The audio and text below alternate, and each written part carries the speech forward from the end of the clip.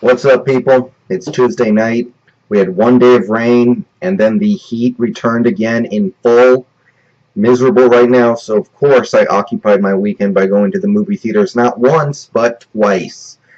I went to see two movies this weekend, and I'm going to review them. But one thing I want to say, I didn't get a chance to see Pacific Rim because it left the theaters too fast. I know, right? I mean, I really thought the movie would do pretty well for itself, but it left the theaters very quickly, so probably when it comes out on VOD, but not to be for the theaters. So, as for what I did see, well, I saw a movie on Saturday and Sunday. First movie I saw, Red 2, so we'll start there. Red 2, Retired Extremely Dangerous 2, a action comedy romp featuring older action actors and actresses.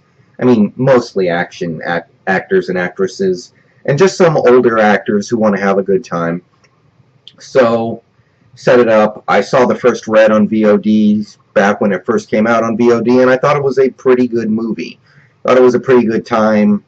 Um, as always, when it comes to comedy movies, there are always going to be some jokes that I just don't appreciate, that I don't get, that I don't think are funny, that I think are just awkward.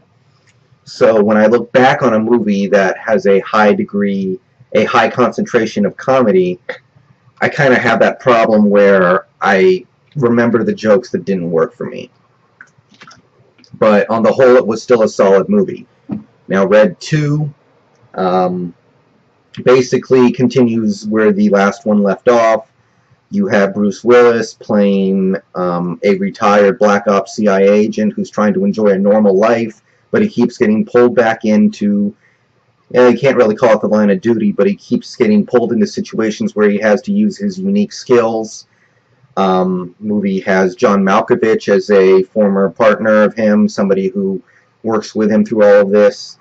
There's Helen Mirren playing a female who's not really working with the Bruce Willis crew, but she usually does help them just because they're friends. There's Mary Louise Parker, who plays Bruce Willis's wife, who isn't a trained CIA agent of any kind, but she's so fascinated by all this stuff that she constantly wants to get involved with it.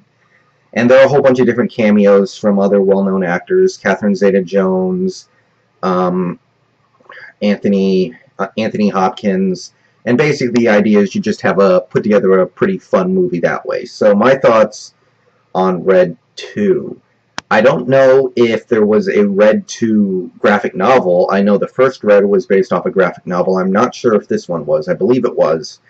But basically the crew, the Red crew, the retired Extremely Dangerous crew, Bruce Willis and John Malkovich, they get framed for an activity that they supposedly took part in 30, 40 years prior, and they have to come out, figure out who did this, why they did it, and figure out a way to clear their name and clear the danger surrounding the situation. So my thoughts on the movie were pretty much the same as the first one.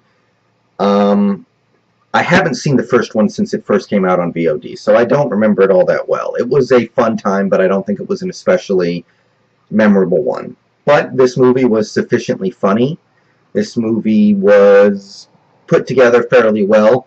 You can definitely feel that the movie was a little disjointed, especially near the middle, because the movie is trying to move very quickly, because this movie just wants you to have fun. It wants you to have fun on that most basic level. Let's just be entertained. Let's just see actors and actresses we like do fun things. Let's see them go to all these exotic locations. Let's see them get in fights. Let's see them do cool things.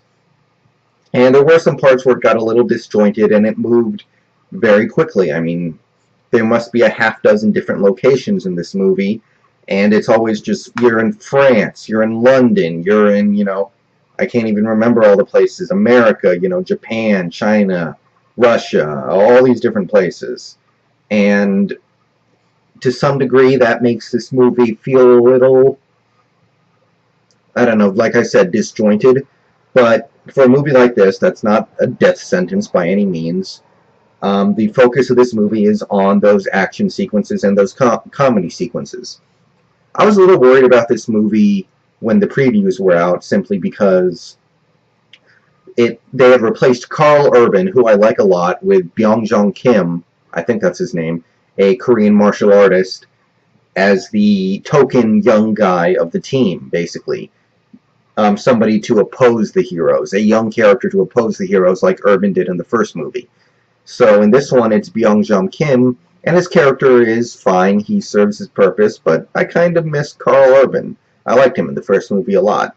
But that being said, I think Byung-Jung Kim does his job fine, and he is a part of a capable effort in this film. I was actually impressed with the percentage of jokes and humorous moments that worked for me. A lot of times in a movie like this, I just expect half of them to be kind of for me, but in this one, I actually found a majority of the attempts at humor to be on the spot. And I would say that this movie works for what it is. If you guys see the previews, if you guys see what this movie's trying to do in the previews, you should get a pretty good idea of whether or not this is something you want to see. So if you see the trailers and you think, oh, this is something that I think I'll be entertained by, then I would recommend it. It's certainly not going to win any kind of Oscar, but it provides simple, fun pleasures. And, you know, a lot of this is just the novelty of seeing older actors and actresses take part in action scenes like this, the kind of things that you wouldn't typically see them do.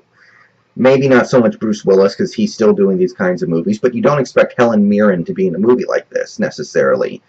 You might not especially expect, you know, John Malkovich to be in a movie like this. So, big part of the draw of a movie like this is just to see those actors do things that you wouldn't expect, like that. So yeah, that's basically my review of Red 2.